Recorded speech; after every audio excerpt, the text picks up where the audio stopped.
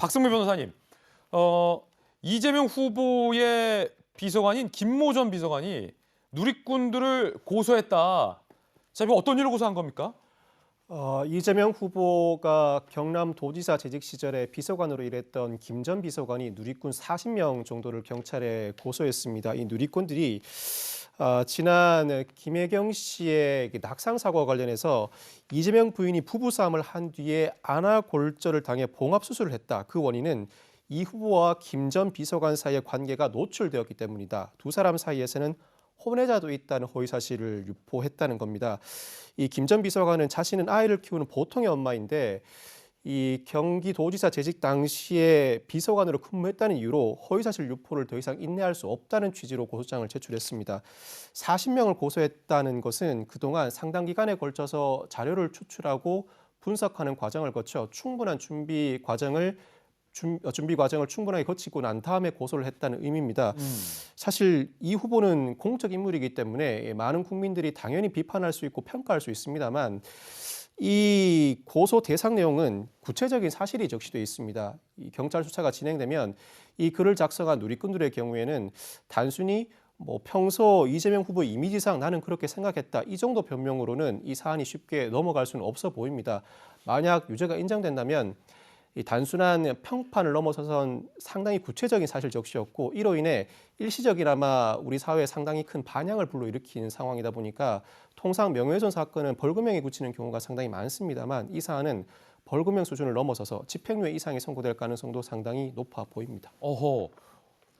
지금 이 경기도의 전직 비서관 김모 비서관이 누리꾼 40명에 대해서 고소장을 제출한 건데 박 변호사님의 설명에 따르면 이 누리꾼들이 괴소문, 루머를 퍼뜨렸다. 이재명 후보와의 어떤 불륜설을 퍼뜨렸다라고 강하게 법적 대응을 한 겁니다. 자, 그럼 이재명 기자, 이 김모 전 비서관은 경기도 내에서 어떤 역할을 했었던 분입니까?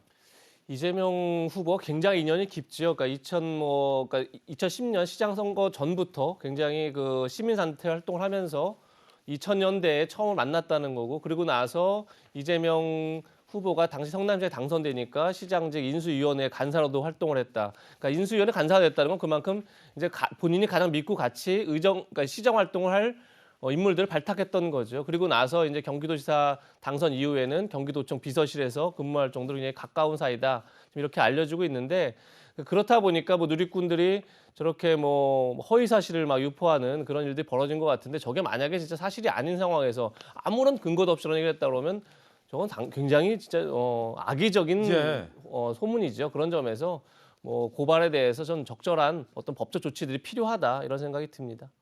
지금은 그럼 비서관이 아닌 거예요? 지금은 이제 이재명 후보가 그러니까 도청에서 나오면 도지사실을 그만두면서 같이 그만둔 게 아닌가 그렇게 알려지고 있습니다. 현재는 그러니까 경기도에 있지는 않습니다. 2000년대 때부터 지난 10월까지니까 꽤 오랜 기간 이재명 후보 옆에서 보좌한 건데, 이런 근거 없는 악소문과 괴담으로 한 명의 어떤 여성이 고통받을 수 있는 문제잖아요, 이재명 기자.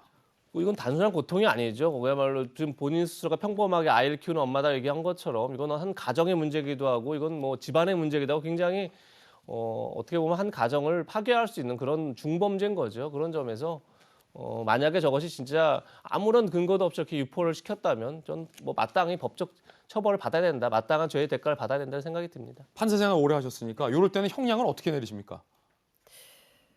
아무래도 이제 그 피해자가 가지는 어떤 피해 정도나 이런 것을 이제 종합적으로 판단을 하는 거죠. 그런데 제가 봐도 이것은 단순한 벌금형으로 그칠 것 같지는 않고요. 아, 그렇습니까?